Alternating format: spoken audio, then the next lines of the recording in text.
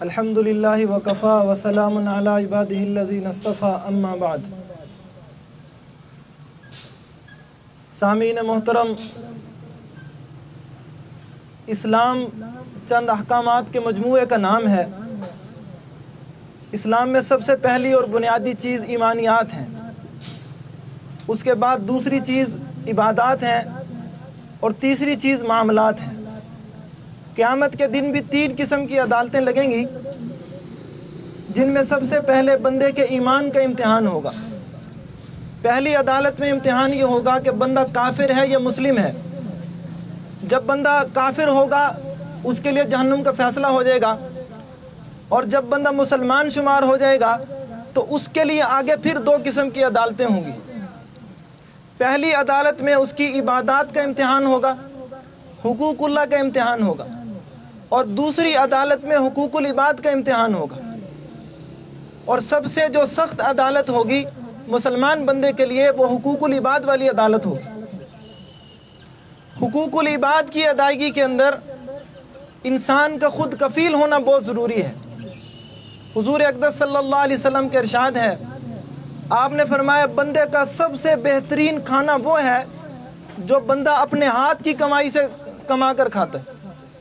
اور آپ صلی اللہ علیہ وسلم نے فرمایا اللہ نے جتنے بھی نبی بھیجے ہیں سب کے سب نے بکریاں چرائی ہیں۔ صحابہ نے پوچھا یا رسول اللہ آپ نے بھی چرائی ہیں؟ آپ صلی اللہ علیہ وسلم نے فرمایا مجھے یاد ہے کہ مکہ والوں سے اجرت لے کر میں ان کی بکریاں چرایا کرتا تھا۔ اور آپ صلی اللہ علیہ وسلم نے فرمایا حضرت داؤد علیہ السلام کو اللہ نے زرہ بنانے جو ڈھال کے طور پہ استعمال ہوتی تھی لوہے کے لباس، حضرت داؤد علیہ السلام اللہ کے نبی تھے اور وہ ڈھال بنا کر اور زرے بنا کر بیچا کرتے تھے اور اس کی کمائی سے اپنے گھر کا گزارا چلاتے تھے۔ حضرت سلیمان علیہ السلام کی سلطنت کتنی بڑی تھی،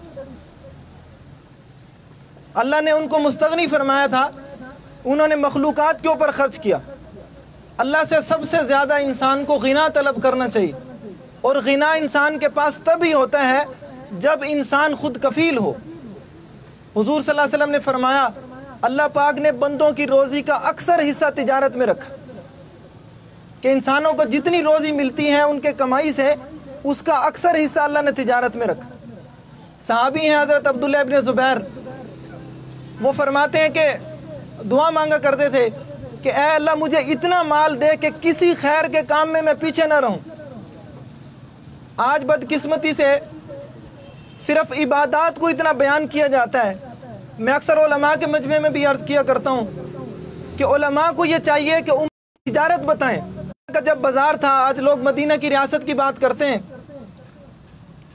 حضرت عمر کا زمانہ تھا، بازار میں تشریف لائے، آپ نے دیکھا کہ کچھ نئے دکاندار ہیں، جیسے انہوں نے ابھی نیا کام یہ شروع کیا سینیٹری کا، تو حضرت عمر نے دیکھا کہ کئی لوگ بازار کے اندر نئے دکاندار ہیں، تو آپ نے ان سب کو بلایا مسجد میں، اور مسجد میں بلا کر ان سے فرمایا کہ تم نے تجارت شروع کی ہے، مجھے یہ بتاؤ تم نے کسی سے تجارت کرنے کے اصول سیکھے بھی ہیں؟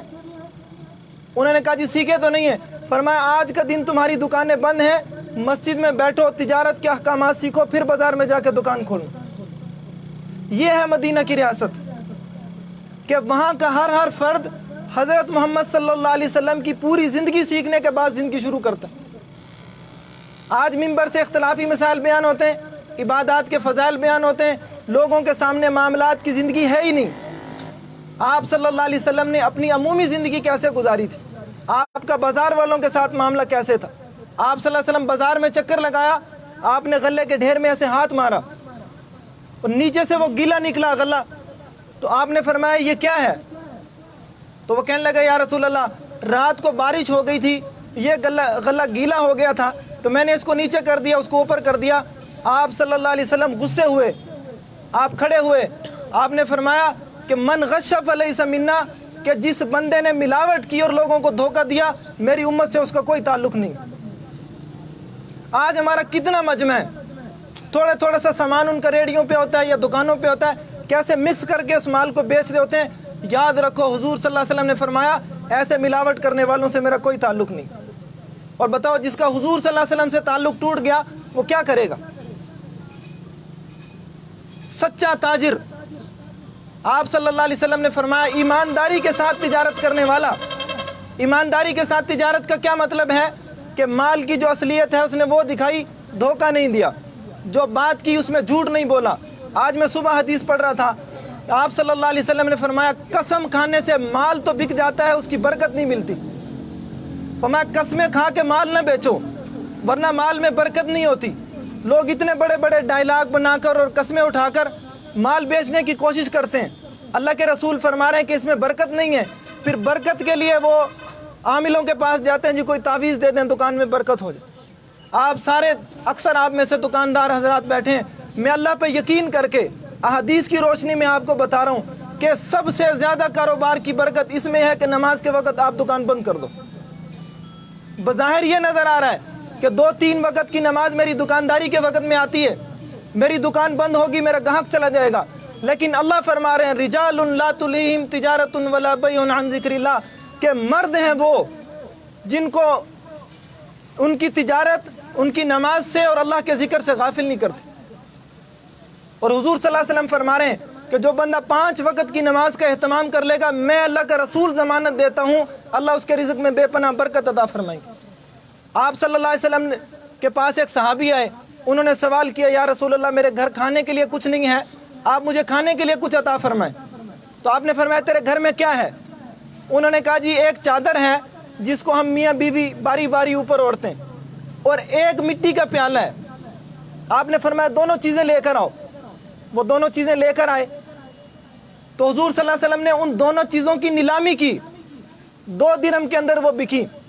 آپ نے 1 درہم اس کو دیا کہ اس سے اپنے گھر کھانے کے لیے کچھ لے جاؤ، تمہارے گھر میں کھانے کے لیے کچھ نہیں، اور دوسرا درہم دیا کہ اس سے کلہاڑی خرید کے لاؤ۔ اس صحابی نے گھر میں کھانے کی چیزیں دی اور دوسرے درہم سے کلہاڑی خرید کے لائے۔ حضور صلی اللہ علیہ وسلم نے اپنے ہاتھ مبارک سے اس کلہاڑی کے اندر لکڑی کا دستہ ڈالا۔ آپ نے فرمایا جنگل میں جاؤ، وہاں سے لکڑیاں کاٹو، اپنے کندھے پہ اٹھا کر بازار میں لا کر اس کو بیچو اور ایسے زندگی گزارو، اپنے ہاتھ سے کما کر کھاؤ۔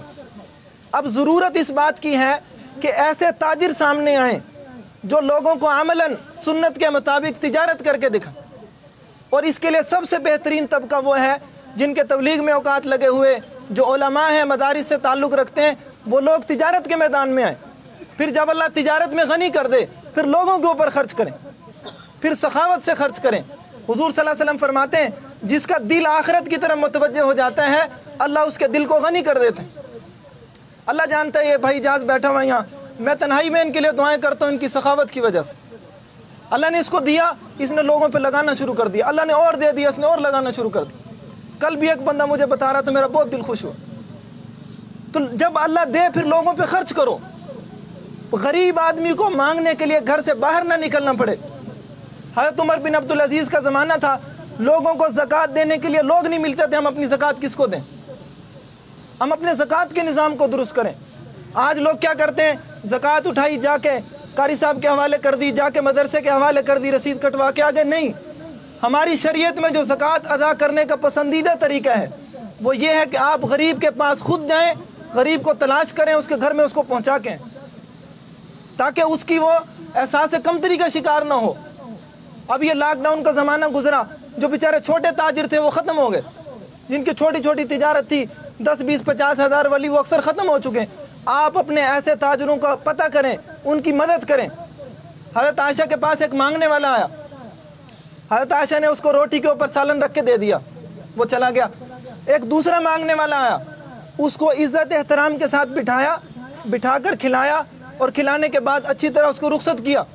حضرت عائشہ کے بھانجے ہیں، وہ پوچھنے لگے کہ خالہ جان آپ نے ایسا کیوں کیا؟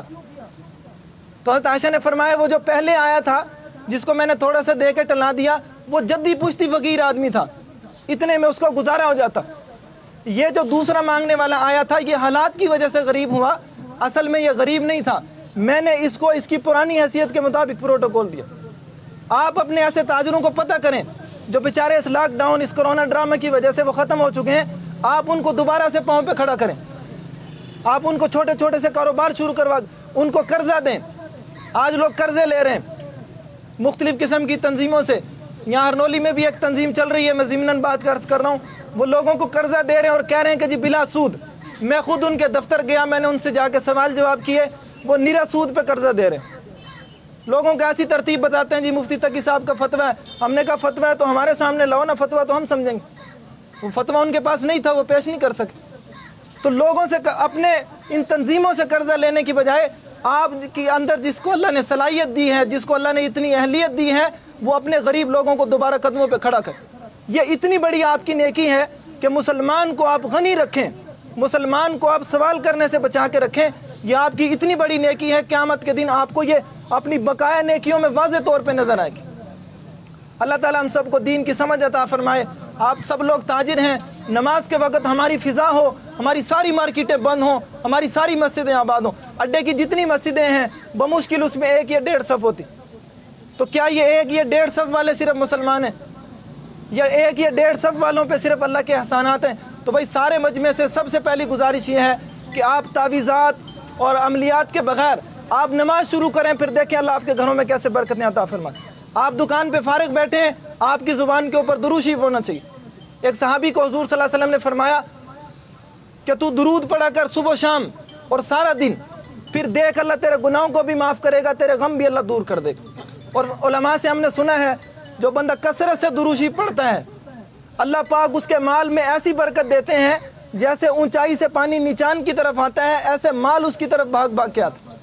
और अल्लाह ताला कुरान के अंदर फरमाते हैं, जो इस्तिग़फ़ार की कसरत करेगा, सारा दिन जो अस्तग़फ़िरुल्लाह रब्बी पढ़ता रहे, अल्लाह कुरान के अंदर ये वादा फरमाते हैं, अगर इसकी औलाद नहीं है हम इसको औलाद देंगे, अगर ये खेती बाड़ी करने वाला है हम इसकी खेती में तरक्की देंगे, अगर ये माल चाहता है हम इसको माल देंगे। ये अल्लाह का कुरान में वादा है। जो बंदा इस्तिग़फ़ार कसरत से करेगा, अल्लाह ताला हम सबको अमल की